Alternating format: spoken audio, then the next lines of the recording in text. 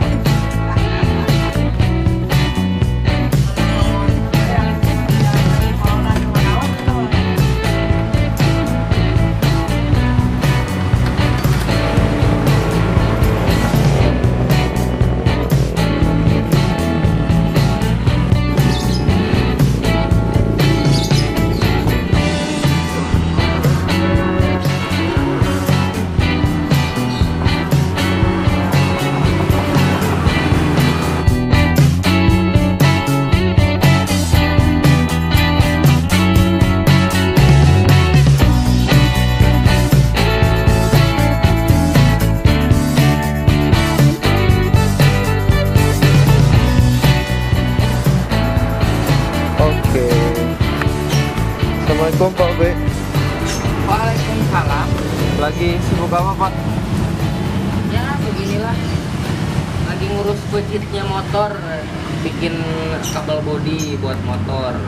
Ini udah ada ngancur-ngancurnya, kita cek ulang lagi, kita bikin lagi. Takut ada yang putus di dalam, jadi ke motornya nggak maksimal. Berarti lebih ke perawatan Pak ya? Perawatan. Kemarin kita sempet nyeting, ada masalah, motornya nggak enak, jadi kita cek ulang. Nggak taunya ini dari kabel-kabelnya ada yang nggak bener ya. Wajar lah, kita main lumpur, Suka ada aja ya? tertimbun tanah, air, tetap aja kita harus cek ulang semua Itu kabel-kabel. kabel bodinya. Dan ini yang di depan kita ini motor bebek modif Pak ya? Ini kalau di ininya bebek modif 125 cc. 125 cc. Ya kalau maksimalnya itu nama kelasnya. Kalau maksimalnya kita bikin itu cc-nya batasannya tuh 130 cc.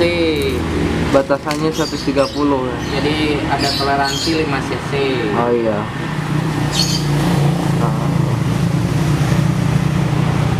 Ini buat tunggangan siapa Pak? Ini buat Wanji AR. Dulu waktu power track ada kelas 110. Dulu ini tunggangan Wanji AR di power track yang kelas 110 cc. Yang dapet juara umum itu bukan? Bukan. Bukan.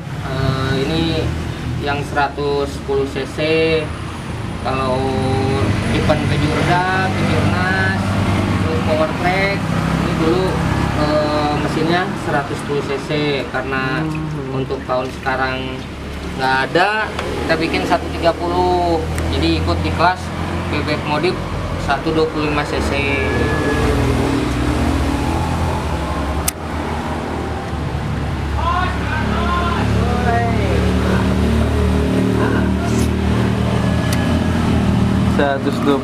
cc ya.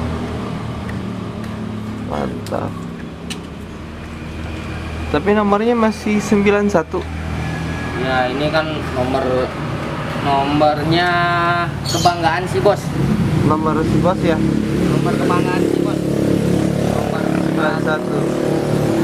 91 ya, mungkin buat si bos ada maknanya mungkin. Iya. Si bos kalau nggak 91 dia angkanya 19. 91. Kalau nggak 91 19. Ya mungkin dia ada maknanya. Mungkin Makna bisa sendiri, langsung ditanyakan ke bos Teddy-nya. Punya nomor hoki kayaknya.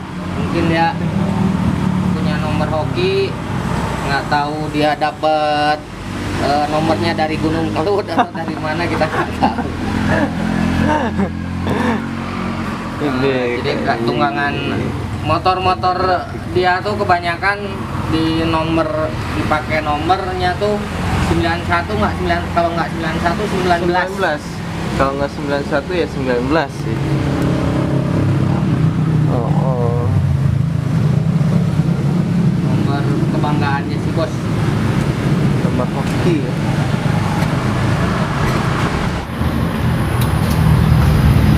Mungkin untuk perawatan bebek modif ada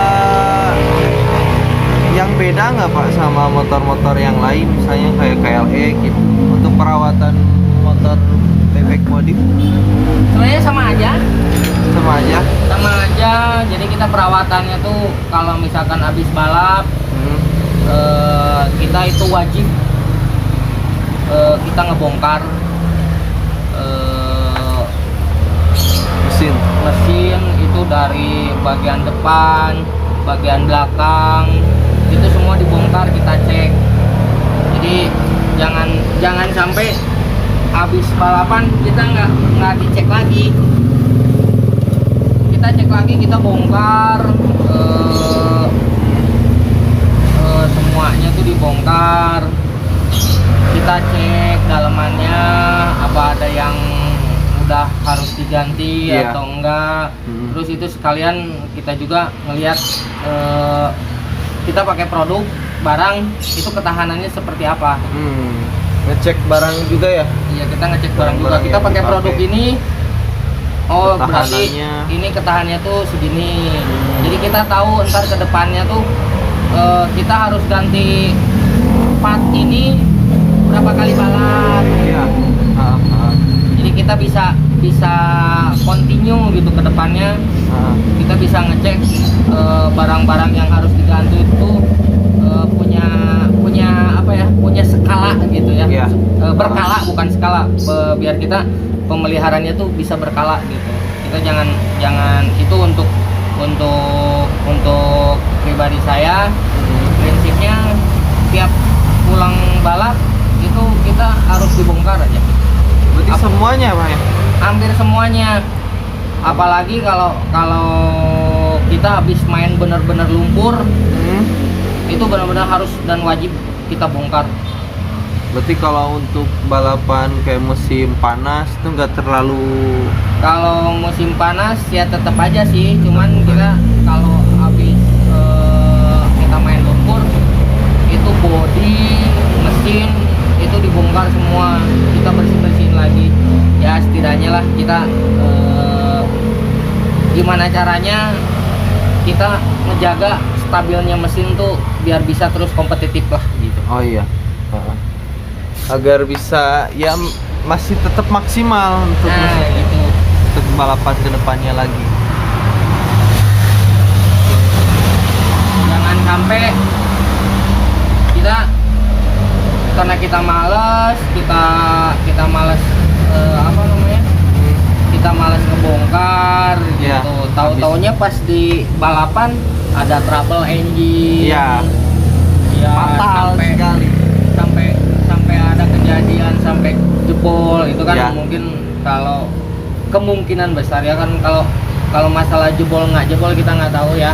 Cuman kita mencoba untuk berusaha kita kerja maksimal biar di sirkuit kita nggak ada trouble engine itu aja ya. Kalau misalkan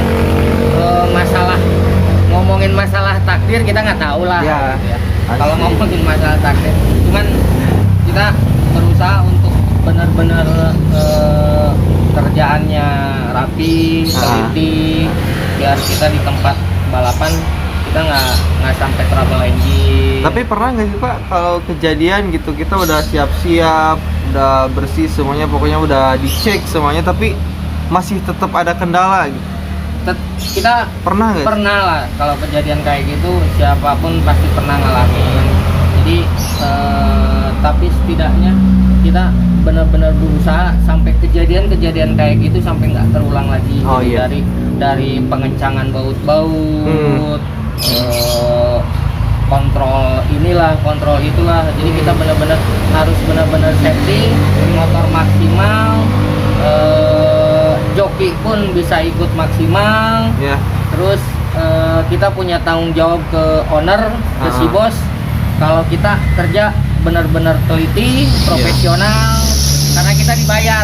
Kalau karena kita dibayar, ini kerjaan kita, ini profesi kita. Jadi kita harus benar-benar profesional, teliti kerjaannya, ya biar kita punya loyalitas ke si bos, ke tim, biar maksimal aja lah. Kita jangan sampai ada trouble engine, ada trouble yang kecil-kecil ya. Kita pernah sih dari hal kecil itu kita pernah. Jadi tiap balap kita evaluasi. Ya. Oh nih kita dapat masalah gini, kita evaluasi itu salahnya tuh dari mana? Apakah dari human errornya atau dari teknisnya? Jadi semua kalau pulang balapan kita evaluasi human errornya tuh apakah itu human error atau teknis. Jadi kita evaluasi sampai nanti kalau kita balapan clear, lagi kejadian itu Nggak jangan terulang. sampai terulang lagi. Terulang lagi. Kita punya tanggung jawab lah ke owner, ke tim, biar benar-benar kalau kita bekerja profesional. Karena kan pastilah seorang mekanik gitu di mana kalau motornya sedang ada di arena balapan terus pasti bisa ngelihat tenaganya gak keluar, ikut kesel pasti Pak ya? Ya kadang-kadang apa ya? Jadi kadang-kadang lah kita nggak puas gitu ta? sebenarnya kita bisa ngelihat lah. Kita bisa ngelihat kadang ada joki yang apa ya, dia kurang peka sama nyeting gitu ya. Dia kurang peka sama nyeting Ya. Ya ujung-ujungnya kadang-kadang kita yang ngelihat di sirkuit, kita yang ngelihat bukan joki yang make nyeting, tapi kita yang ngelihat oh kurang ini kurang itu. Kadang-kadang kita jadi kadang-kadang kita suka ngebohong juga ke joki gitu. Kalau misalkan kata joki ini kurang ini kurang itu gitu. Padahal kita nggak dikerjain, kita bilang aja ke joki ini nggak dikerjain, dia sugesti, dia benar. Kadang-kadang ada kejadian kayak gitu. Dia minta kurang ini kurang itu, tapi kita yakin pede sama motor udah nggak ada masalah gitu. Jadi kita kadang dikerjain apa gitu. Banyak. Nggak taunya pas dicobain sama joki, pas ditanya keluhannya udah nggak ada, itu kadang sugesti. Oh, kadang sugesti. Sering itu kejadian kayak gitu. Padahal kita motor nggak diapa-apain, cuman kita dipegang aja diapain gitu. Pura-pura, pas dicobain lagi itu keluhannya hilang. Kadang itu kejadian kayak gitu, itu sugesti kadang. Tapi kalau jokinya yang sensitif sama nyeting, wah itu kalau buat mekanik lebih enak.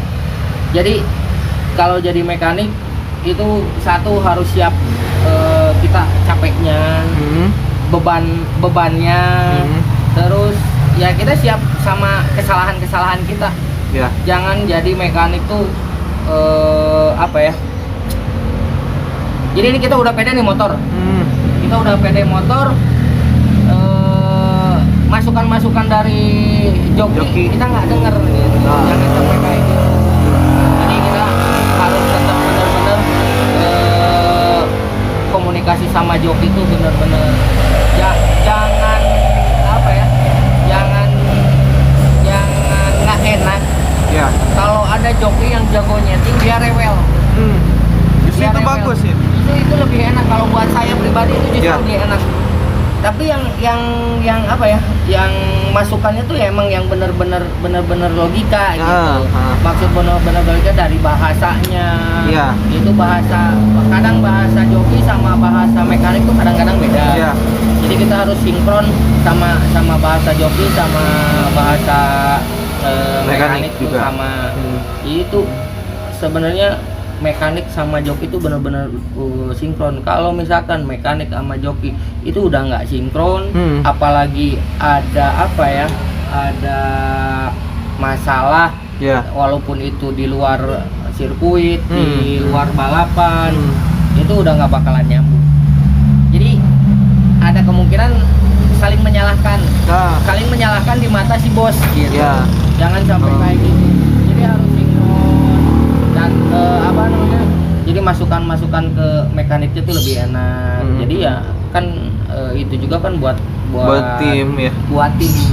Jadi jangan pernah dalam satu tim itu jangan pernah ada kata untuk enak sendiri, untuk bagus sendiri. Itu kita satu tim itu satu kesatuan.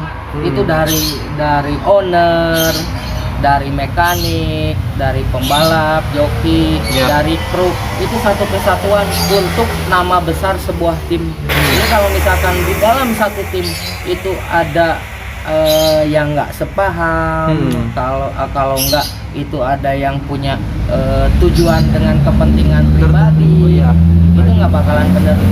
Apalagi kalau urusannya sama uang, itu lebih sensitif. Bahaya. Itu urusannya sama uang. Emang kita juga nggak munafik untuk masalah uang. Semua orang juga butuh. Cuman ya kita punya porsinya masing-masing. Gitu. Kita punya porsinya masing-masing. Jadi kebersamaannya itu kuncinya. Disitulah kita ngerjain dalam satu tim, kita saling mendukung, kita saling ngasih pemasukan, kita saling mengingatkan. Jadi untuk sebuah apa ya, sebuah apa ya, victory lah, buat kemenangan buat sebuah tim lah, gitu aja sih. Emang ya sekarang kalau kita balapan nyari apa? Untuk si bos, kayak bos Teddy aja, dia ngeluarin uang mungkin berpuluh-puluh juta, mungkin bisa nyampe beratusan juta. Kalau dihitung sama keuntungan, dia nyari keuntungan apa? Nggak ada sih. Nyari keuntungan. Saya lihat nggak ada gitu. Jadi kadang ada bos gitu ngeluarin duit, kadang nggak habis pikir, kadang nggak punya bengkel gitu. Jadi kalau kita hitung matematika itu soal masalah untung sama rugi itu nggak ada untungnya. Nggak ada ya. Itu nggak ada untungnya. Jadi kita ngeluarin uang, tapi mungkin kebanyakan owner dia nyari kekuasaan. Kekuasaan. Dia mungkin nyari nama besar. Kebanyakan tuh awalnya tuh dari situ. Ntar kedepannya kalau misalkan punya tim yang bagus, yang baik, kinerjanya bagus, kekompakannya bagus, itu baru kita dari situ nyari gimana caranya nyari keuntungan. Itu nyari keuntungannya dari sponsor lah. Nah, kalau misalkan kita mau dilirik sama sponsor, itu kunci utamanya ya dari tim-tim juga. Dari tim ya. Kekompakannya, prestasinya. Itu dari situ baru sponsor-sponsor itu baru datang. Tapi biasanya Pak kalau dari prestasi itu timbulnya dari kompak dulu ya. Ya iyalah, itu jadi saling ngedukung. Misalkan itu dari ownernya, dari mekanik, pembalap, sama kru, itu semua kata saya juga itu semua apa ya, satu kesatuan gitu. Nggak mungkin dipisahkan. Jadi nggak mungkin misalkan kita dalam satu tim jangan ngandelin egonya masing-masing, tapi kita punya porsi masing-masing, kita ngerjain itu tanggung jawabnya masing-masing. Yang kita ngerjain sesuatu yang bisa dipertanggungjawabkan untuk tim. Kalau untuk keuntungan itu nggak ada. Kita kerja ini dibayar sama si bos. Kita dibayar sama si bos. Mekanik, kru itu dibayar sama si bos. Kalau hadiah, kalau dihitung-hitung itu nggak cukup untuk ngebayar kru sama mekanik si bos, belum biaya spare part motor pemeliharaan itu nggak bakalan cukup. Tapi setidaknya kita punya tanggung jawab. Si bos udah ngeluarin uang banyak, setidaknya kita bikin dia puas. Itu aja. Dia ngeluarin uang berpuluh-puluh juta, kita kasih kepuasan dengan hasil yang maksimal. Tuh. Kayak gitu, jangan sampai apa ya, si bos ngeluarin uang puluh juta, dia sia-sia gitu, nggak ada hasil, nggak ada prestasi. Ya lama-lama dia juga bosan sendiri. Ya terus kalau misalkan kita lama-lama bosan sendiri, si bos berhenti, kita mau kerja apaan? Bener nggak? Kita tuh ini aja, kita asalnya tuh di apa ya, bisa disebut benalu. Maksud bisa disebut benalu, jadi kayak gini, kita hidup kerja sama si bos. Berarti kita numpang hidup kan, kita dibayar sama si bos. Gitu. Jadi gimana caranya kita jadi benalu yang menguntungkan, jangan jadi benalu yang merugikan. Jangan sampai ya sekarang mikirnya gini, kalau kita digaji sama si bos, kita ikut sama si bos balapan gini-gini, terus kita nipu si bos lah dengan harga seperempat gini lah, gitulah, dengan harga inilah, pokoknya banyak kejadian kayak gitu. Ujung-ujungnya banyak. Si bos berhenti balapan, kita juga ikut berhenti balap juga semuanya. Kita berhenti balap juga. Tim juga nggak ikut balap. Kita nggak dapat pekerjaan. Kita nggak kerja, kita nggak bisa kerja. Jadi kita gimana caranya jadi benalu yang menguntungkan, jangan jadi benalu yang merugikan. Itu aja gitu. Itu semua saya yakin gitu. Untuk buruh-buruh racing, bisa disebutnya buruh-buruh racing. Buruh-buruh racing dimanapun berada. Bukan ngejelekin, bukan ngejelekin, tapi emang kenyataan banyak kejadian emang Pak. Kita kayak benalu gitu. Kita hidup tergantung sama orang gitu, karena balapannya kita digaji balap gitu. Tapi kalau misalkan kita, kalau kasarnya dalam Sunda mah ngecit gitu, ayeuna anu di cicingan anak paehnya urang ge ngilu paeh meureun. Udah gitulah. Kan kadang-kadang apa ya, kalau untuk masalah uang kayak gitu emang sensitif semuanya. Kayak saya kayak gini udah bertahun-tahun. Saya dari pernah nyobain dari balapan sendiri sampai ngurus motor balap, saya udah bertahun-tahun. Jadi saya nyari nggak terlalu, emang lah kalau misalkan orang nggak munafik soal uang. Semua orang butuh pasti. Cuman manusiawi lah. Manusiawi. Cuman kita ya gimana porsi kita kerja aja lah. Kalau misalkan kita kerja segini, kita dapat uangnya segini, ya kalau cukup ya syukurilah. Wajar gitu ya, yang wajar-wajar aja. Itu aja gitu, syukur aja. Itu kan kalau saya pribadi gitu, kalau misalkan kita motor kerjaan kita punya prestasi, dapat podium, itu udah ada suatu kepuasan sendiri lah. Ya belum kan mungkin kita juga ada promosi untuk orderan ya. Gitu. Gitu aja. Itu di sisi lain lah ya. Ya kita saling menguntungkan lah. Gitu. Jadi emang kita benalu, tapi jangan jadi benalu yang merugikan. Jadilah benalu yang menguntungkan. Gitu aja.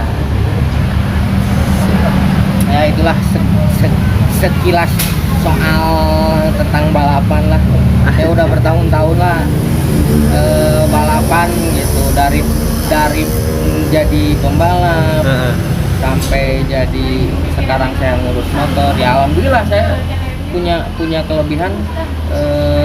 Dulu balap kemana-mana, nyobain balap di gesrek pernah, balap di road race saya pernah gitu.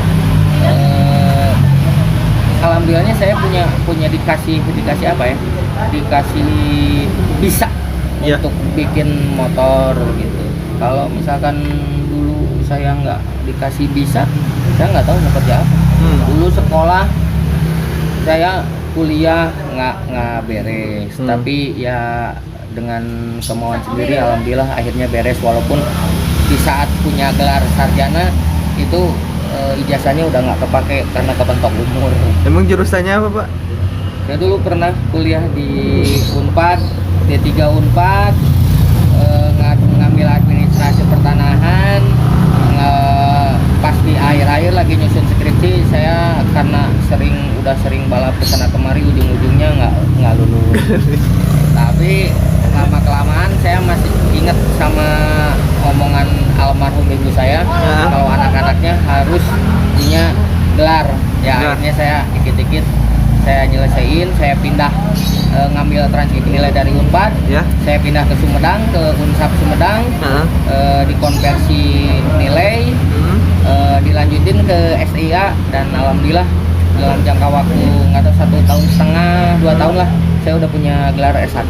Ya walaupun kerjaan saya tuh nggak nyambung sama ijazah saya. Emang ijazahnya apa? Ijazahnya itu apa? Lulusan SIA. SIA? Iya. Ternyata nggak nyambung. Ya yang penting saya punya gelar aja.